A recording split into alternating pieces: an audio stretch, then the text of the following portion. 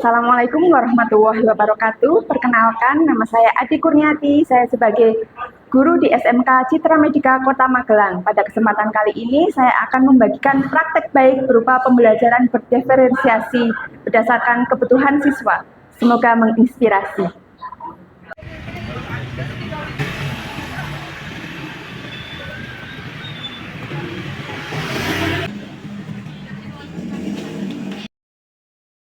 Langkah pertama dalam pembelajaran berdiferensiasi, saya melaksanakan asesmen diagnostik. Dengan memanfaatkan Google Form, saya melaksanakan asesmen diagnostik kognitif dan asesmen diagnostik non-kognitif. Langkah kedua yang saya lakukan yaitu mengidentifikasi hasil diagnostik. Untuk diagnostik kognitif terbagi menjadi 3 kategori, yaitu belum paham, paham sebagian, dan paham utuh. Sedangkan diagnostik non-kognitif terbagi menjadi 3 kategori, visual, auditori, dan kinestetik. Hasil asesmen saya gunakan untuk merancang proses pembelajaran, diantaranya menyiapkan modul, metode, dan media pembelajaran. Sebelum dimulai pembelajaran, kita lakukan pembiasaan terlebih dahulu. Indonesia tanah airku, keadilan sosial bagi seluruh rakyat Indonesia. Jayalah SMK Citra Medika, Tanah Gunubana, wali-wali. Di tempat duduk siap gerak untuk mengawali kegiatan pada pagi hari ini. Berdoa menurut keyakinan masing-masing. Berdoa mulai. Tadi sudah saya bagikan kertas untuk kesepakatan kelas selama pembelajaran ini. Silakan bisa ditempelkan di papan tulis. Saya akan membacakan kesepakatan kelas dari teman-teman saya. Selalu bersemangat dalam mengerjakan tugas. Semuanya. Pagi, Bu. Kayaknya kurang semangat ya. Semangat pagi. Pagi, luar biasa. Tetap semangat. Ya, pada pagi hari ini materi kita fisiologi tentang sistem pernafasan pada manusia. Tujuan pembelajarannya yaitu Sebelum dimulai pembelajaran, guru menyampaikan tujuan pembelajaran pada peserta didik atau siswa. Sistem pernafasan dan beserta fungsinya. Sudah tahu organ pernafasan pada manusia? Boleh, Mbak Marta, sebutkan organ pernafasan pada manusia salah satunya. Iya, oke. Berikut adalah anatomi sistem pernafasan pada manusia. Ini organ pernafasan pada manusia ya. Nah, itu adalah proses ketika kita menghirup oksigen masuk ke dalam paru-paru yang dinamakan inspirasi. Ketika mengeluarkan karbon dioksida itu dinamakan ekspirasi. Tadi saya jelaskan, adakah yang tahu dari fungsi organ pernafasan, yaitu salah satunya fungsi dari alveolus. Coba siapa yang tahu? Saya. Ya, oke, salah satu silahkan boleh, Mbak Novita. Fungsinya yaitu tempat pertukaran antara oksigen dan karbon dioksida. Ya, betul sekali. Langkah selanjutnya, setelah siswa menyaksikan video dan penjelasan materi, siswa akan dibagi menjadi kelompok-kelompok kecil berdasarkan kesiapan belajar dan gaya belajarnya. Berdasarkan hasil asesmen terbagi menjadi 1 kelompok visual, 2 kelompok auditori, dan 3 kelompok kinestetik. Selain itu, siswa dengan kategori paham utuh akan dipasangkan dengan murid kategori paham sebagian dan belum paham. Langkah selanjutnya, siswa akan menggali informasi tentang sistem pernafasan berdasarkan gaya belajarnya. Dalam kegiatan ini, siswa akan bertindak sebagai narasumber dalam pembelajaran. Untuk gaya belajar visual, siswa akan menggali informasi dari buku yang telah disediakan dengan cara menggambar organ pernafasan. Untuk kelompok auditori, siswa menggali informasi tentang sistem pernafasan dari video yang telah disediakan. Alat peraga sistem pernafasan ya. Untuk kelompok kinestetik, siswa menggali informasi tentang sistem pernafasan dengan cara membuat alat peraga sistem pernafasan. Untuk diferensiasi produk, siswa menghasilkan produk sesuai dengan gaya belajarnya. Pada kelompok visual menghasilkan produk berupa poster organ pernafasan. Produk tersebut dipresentasikan oleh siswa dan dilakukan penilaian oleh guru.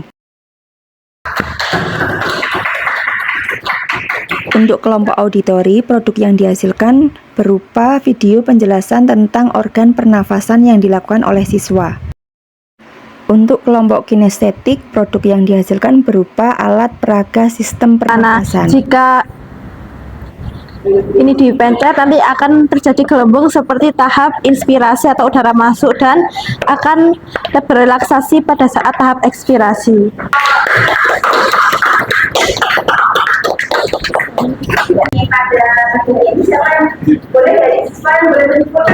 Saya Bu. Jadi kesimpulan pembelajaran kali ini adalah proses masuknya oksigen ke paru-paru adalah inspirasi, lalu keluarnya oksigen ke paru-paru adalah proses ekspirasi. Kesimpulan pembelajaran kita pada pagi hari ini adalah proses inspirasi yaitu proses menghirup udara, sedangkan proses ekspirasi yaitu mengeluarkan karbon dioksida. Saya akan memberikan umpan balik atau evaluasi dari materi hari ini dari media teknologi berdasarkan Word. Silakan bisa diisi. Dengan memanfaatkan aplikasi Word, umpan balik menjadi lebih responsif dan menyenangkan bagi kebutuhan siswa. Peserta didik dapat langsung mengetahui nilai dan peringkat di dalam kelas, sehingga menjadikan pembelajaran menjadi lebih seru dan menyenangkan. Bagus Bu, sudah semua, bener semua, peringkat 1. Setelah saya mengikuti pembelajaran pada hari ini, saya lebih paham tentang sistem pernafasan karena saya membuat perangkat tentang sistem pernafasan. Terima kasih. Halo semuanya, hari ini sangat menyenangkan karena saya belajar tentang sistem pernafasan manusia dengan melihat video sehingga membuat saya tertarik dan lebih paham. Terima kasih Bu Ade.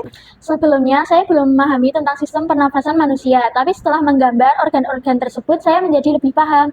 Terima kasih Bu Ade. Demikian video praktek baik ini, semoga menginspirasi.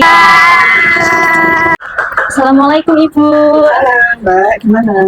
Ini saya dapat tugas nih Bu untuk menghitung jumlah pernafasan pada anggota keluarga. Selain pembelajaran di sekolah, siswa mendapatkan tugas rumah berupa menghitung jumlah pernafasan kepada anggota keluarga atau orang tua. Langkah selanjutnya yang saya lakukan yaitu berbagi praktek baik dengan rekan guru. Saya berharap para guru termotivasi dan terinspirasi dalam melaksanakan pembelajaran berdiferensiasi yang bertujuan untuk meningkatkan kualitas pengajaran dan hasil belajar siswa. Baik, saya mau bertanya, mungkin kalau praktik auditori itu medianya seperti apa ya? Kemudian bisa dari teknologi, bisa dari servis-servis di YouTube, melihat video, atau mungkin Setelah berbagi praktek baik dengan rekan guru, saya melakukan refleksi dengan rekan guru dan kepala sekolah. Nama saya adalah Ana Rahayu dan saya adalah seorang guru bahasa Inggris di SMK Citra Medika Kota Magelang. Setelah saya mendengarkan penjelasan dari Ibu Ade tentang praktik baik, itu sangat menginspirasi bagi kami, terutama di guru-guru SMK Citra Medika Kota Magelang, karena kami jadi lebih tahu tentang kebutuhan siswa dan kami jadi lebih tahu tentang pembelajaran berdiferensiasi. Terima kasih. Ya, Assalamualaikum warahmatullahi wabarakatuh. Saya Veronica Rani, Kepala SMK Citra Medika Kota Magelang. Dalam hal ini saya sangat mengapresiasi apa yang telah dilaksanakan oleh Bu Ade terkait dengan pembelajaran diferensiasi, di mana kegiatan ini sungguh sangat menginspiratif guru-guru yang lain atau rekan sejawat, sehingga pembelajaran yang dilaksanakan Bu Ade sudah mengakomodir kebutuhan-kebutuhan siswa, terutama kebutuhan dalam mengakomodir gaya belajar siswa yang berupa gaya belajar secara auditori, kinestetik maupun visual. Tentunya hal ini bisa dijadikan sebagai role model bagi guru-guru yang lain supaya guru-guru yang lain dapat melaksanakan pembelajaran yang berpusat pada siswa, sehingga pembelajaran dalam diri siswa itu akan muncul atau motivasi intrinsik siswa dalam belajar itu akan muncul. Terima kasih. Wassalamualaikum warahmatullahi wabarakatuh. Ya, demikian praktek baik yang telah saya lakukan. Sejatinya pembelajaran berdiferensiasi dapat mengakomodir kebutuhan siswa sehingga menciptakan pembelajaran yang bermakna dan menyenangkan. Salam sehat dan bahagia. Wassalamualaikum warahmatullahi wabarakatuh.